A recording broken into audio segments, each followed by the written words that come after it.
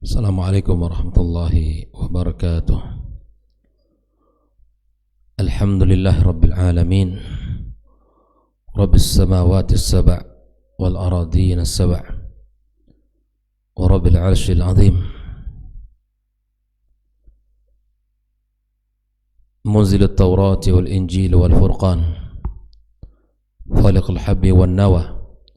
Asyhadu an la ilaha illallah wahdahu la syarika lah, wa asyhadu anna Muhammadan abduhu wa rasuluh sallallahu alaihi wa ala alihi wa sahbihi wa man istanna bi sunnatihi ila yaumiddin. Qala ta'ala ya ayyuhalladzina amanu ittaqullaha haqqa tuqatih wa la tamutunna illa wa antum muslimun. Amma ba'd, muslimin dan muslimat, al-musyahidin wal musyahidat rahimani wa rahimakumullah. Alhamdulillah wa syukurillah, tiada kata yang paling pantas untuk kita awali pertemuan kita melainkan memuja dan memuji Allah Subhanahu wa taala atas segala nikmat dan karunia yang telah Allah limpahkan kepada kita. Mudah-mudahan nikmat-nikmat tersebut bisa kita manfaatkan dan gunakan dalam ketaatan kepadanya, dengan cara kita menjalankan perintah-perintahnya dan meninggalkan segala bentuk larangan-larangannya. Salawat dan salam semoga senantiasa kita ucapkan kepada Nabi besar kita Muhammad sallallahu alaihi wasallam, kepada keluarganya, anak dan keturunannya, para sahabat yang telah berjuang bersamanya, yang telah mengorbankan harta dan bahkan jiwa mereka demi agama Allah Subhanahu wa taala ini, dan siapapun yang senantiasa bersungguh-sungguh dan istiqamah di atas jalan agamanya sampai hari kiamat kelak. Ahibati fillah, kembali kita melanjutkan pembahasan tentang wasiat Rasulullah sallallahu alaihi wasallam. Pagi ini bicara tentang wasiat hijrul ma'asi wa tamassuk bi ta'atillahi wa dzikrih. Wasiat tentang meninggalkan maksiat dan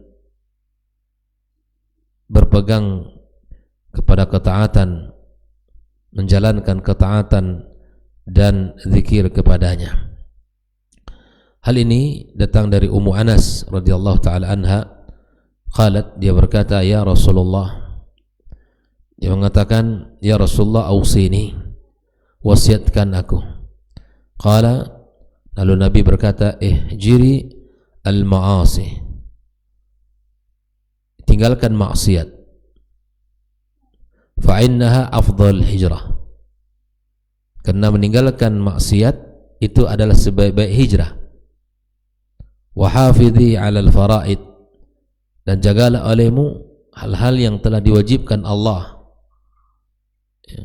Fa innahu afdal jihad, karena dengan menjaganya merupakan jihad yang terbaik.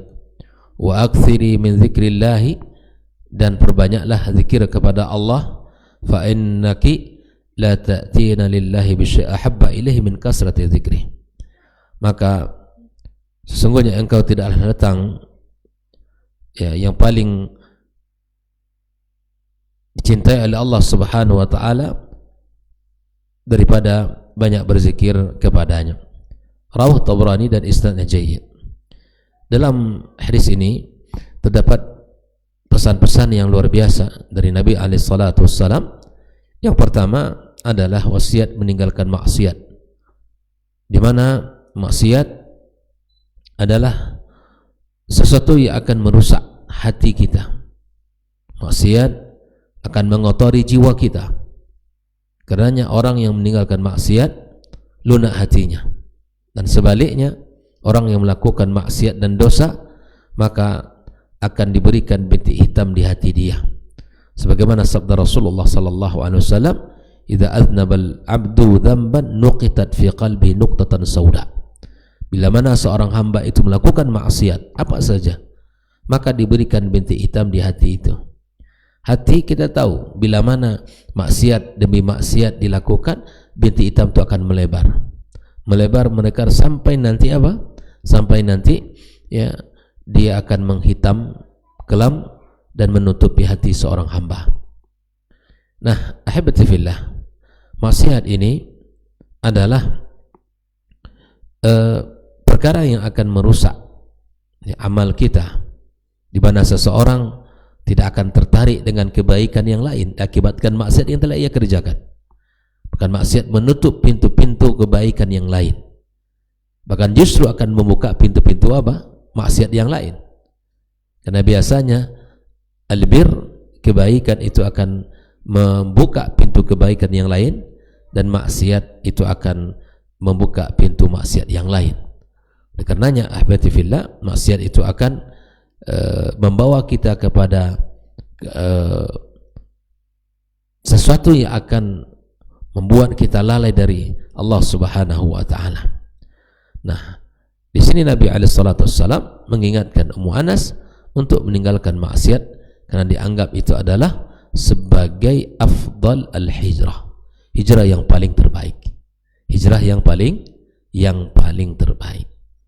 Nah, ahibati fillah, di zaman hari ini orang ya banyak melakukan perubahan diri, ingin bertaubat kepada Allah Azza wa Jalla, hijrah dari tempat yang pekerjaan yang di situ terjadi banyak maksiat, memilih tempat yang tidak atau bahkan kurang maksiat.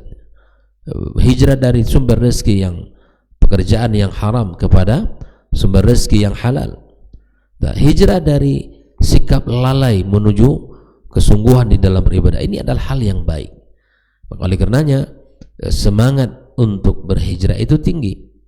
Nah, semangat yang tinggi ini tidak cukup dengan kita hanya keinginan tanpa ada sarana yang bisa mendukung, lingkungan, teman, sahabat, dan bahkan dalam diri kita untuk memperbaiki ilmu itu sendiri.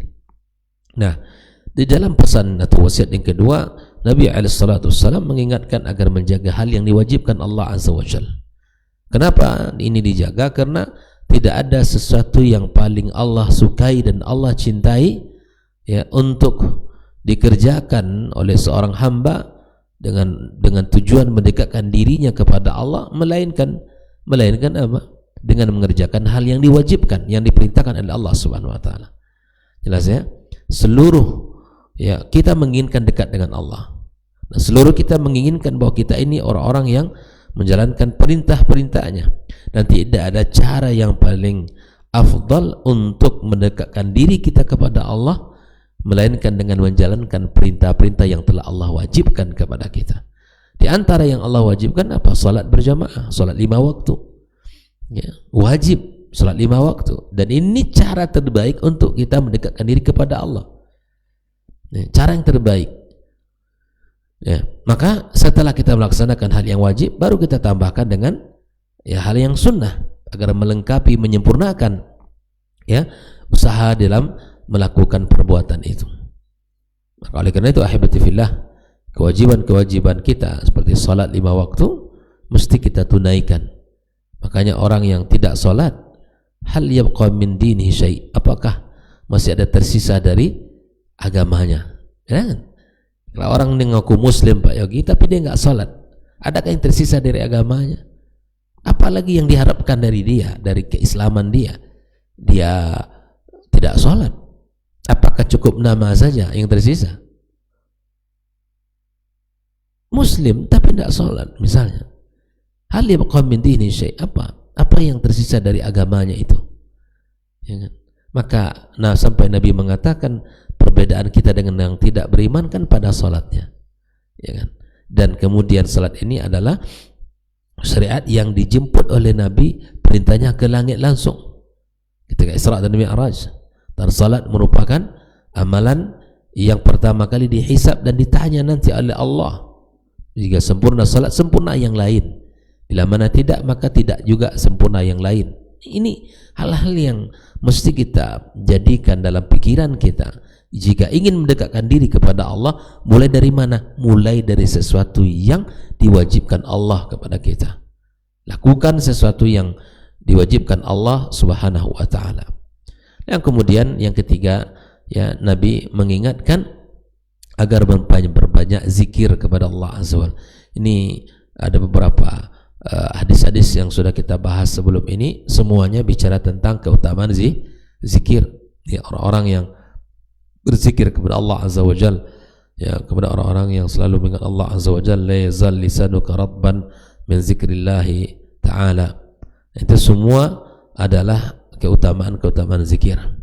Seperti nasihat Nabi kepada Mu'adz bin Jabal radhiyallahu taala anhu, ya, di akhir salat jangan lupa membaca Allahumma inni ala dzikrika wa syukrika wa husni ibadatika. Nah, oleh karena itu ahibati fillah, ini semua adalah wasiat untuk meninggalkan maksiat. Wasiat agar kita meninggalkan maksiat dan melakukan ketaatan serta zikir kepada Allah Azza wa Jalla. Di dalam hadis yang lainnya yang disebutkan oleh Rasul sallallahu alaihi wasallam dari sahabat Nabi yang mulia Abu Hurairah, Nabi SAW bersabda, yaqulullah tabaraka wa ta'ala ana inda dhanni abdi bih.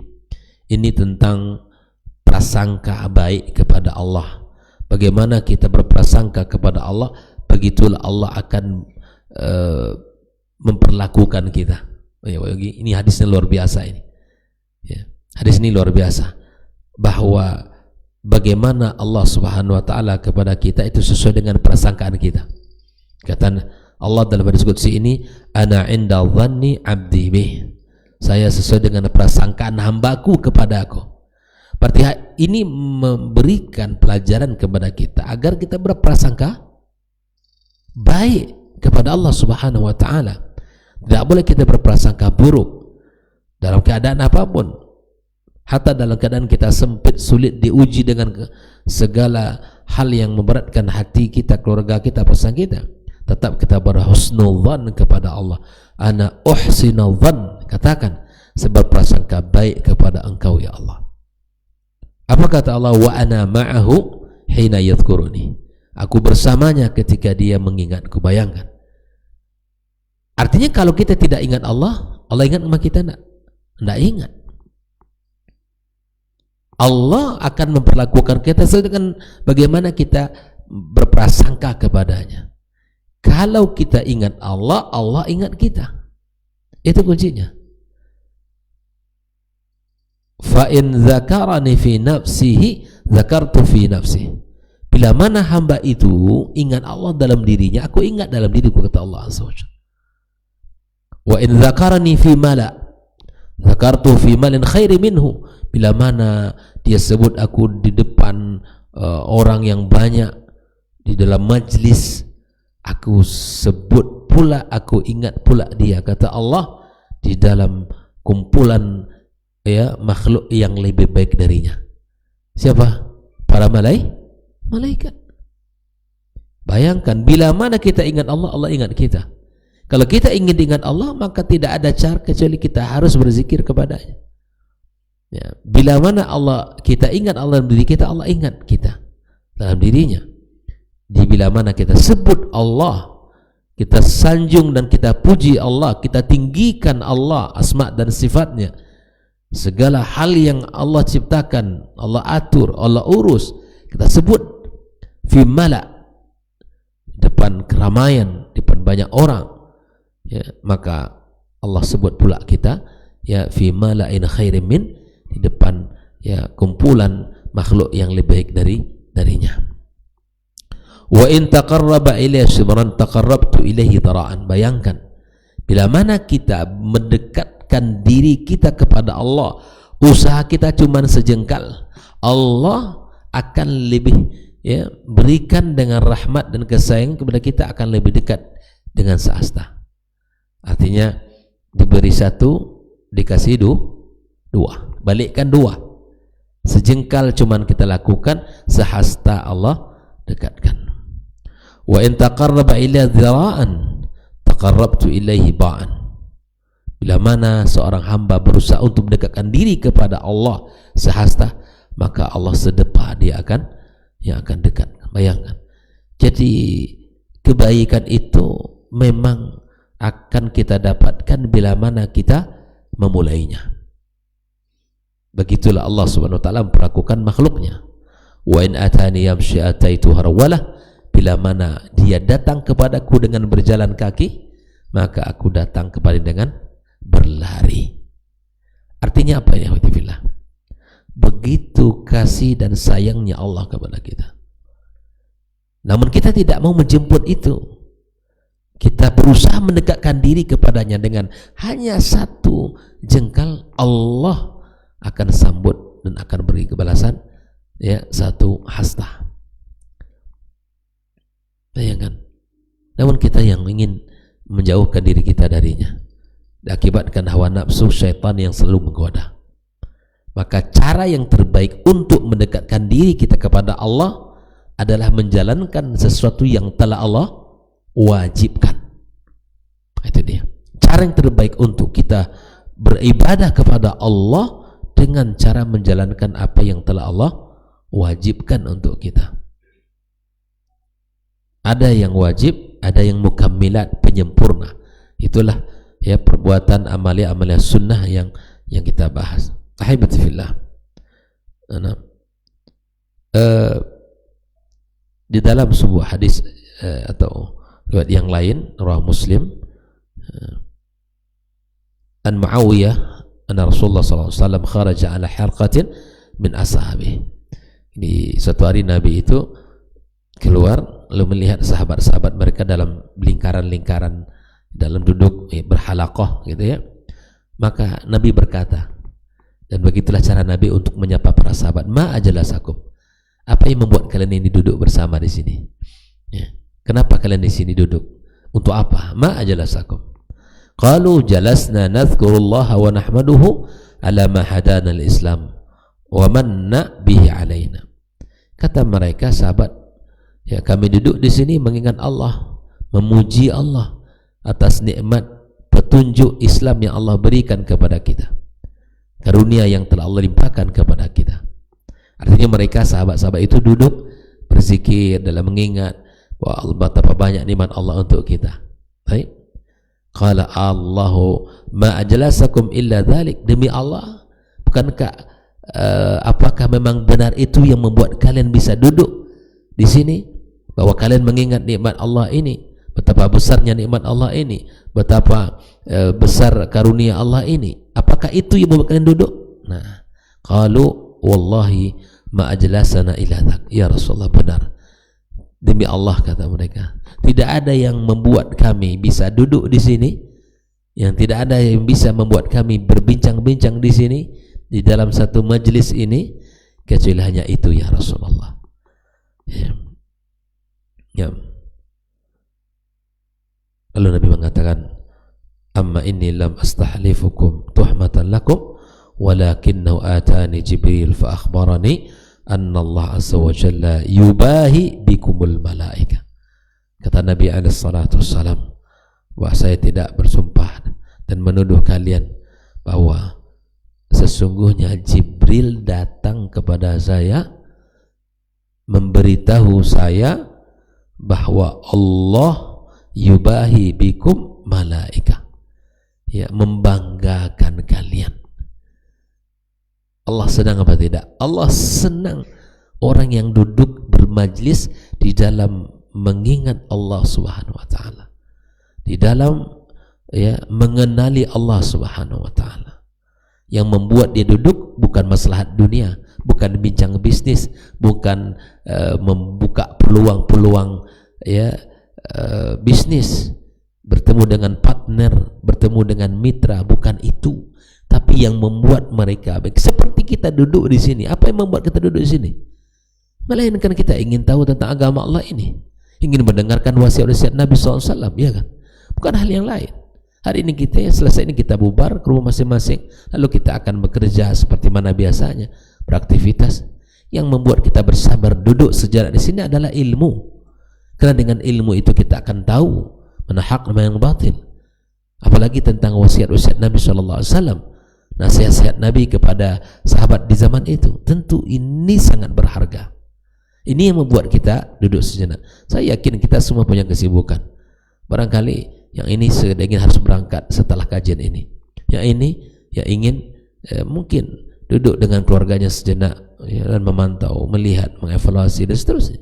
Masing-masing kita punya kegiatan, tapi kita bisa memilih untuk duduk sejenak di sini ya. Kenapa? Karena ilmu. Nah, yakinlah karena ini tujuan kita. Apa kata Nabi? Fa yubahi bikumul malaika. Ya, malaikat-malaikat yang dihadapi, yang di makhluk yang di aras sana, maka Allah Subhanahu wa taala membanggakan, lihat fulan, membanggakannya ya, membanggakan orang yang duduk di hadapan para malaikatnya. Oleh karenanya ikhwafillah rahimakumullah, mari kita jaga semangat untuk senantiasa belajar dan untuk senantiasa kita menuntut ilmu ya, dan agar senantiasa kita mencari orang-orang yang bersemangat belajar untuk ilmu dan kita ikut bersamanya. Ya, mudah-mudahan hadis yang kita baca ini menjadikan ibrah bagi kita. Wasiat Nabi di sini meninggalkan maksiat, yang kedua melakukan ketaatan dan zikir kepadanya. Wasiat ini disampaikan Nabi kepada Ummu Anas radhiyallahu ta'ala anhu. Kemudian hadis yang menyempurnakan dari pembahasan ini adalah hadis qudsi yang bagaimana yang mana Allah Subhanahu wa taala mengatakan bahwa Allah berdasarkan prasangka kita kepadanya. Baik prasangka kita, baik. Kalau buruk prasangka kita, maka kita akan dapatkan sesuatu yang buruk. Maka teruslah ya dengan Allah Subhanahu wa taala ya, dan teruslah kita mendekatkan diri kepadanya. Mudah-mudahan Allah berikan kemudahan dan pemahaman kepada kita untuk bisa mengambil faedah serta mengamalkannya. Ini yang paling pokok daripada ilmu itu. Ya, bukan menambah wawasan Pak Yogi, tapi bagaimana ilmu itu masuk ke hati, hati pun memerintahkan, mengajak anggota tubuh lain untuk apa? Untuk ikut ya, mengamalkan, menjalankan serta yakni memanfaatkan dalam ketaatan pun Allah Subhanahu wa taala. Demikian pembahasan kita. Wabillahi taufik wa sallallahu ala nabiyyina wa habibina Muhammad wa ala alihi washabihi ajma'in. Wassalamualaikum warahmatullahi wabarakatuh.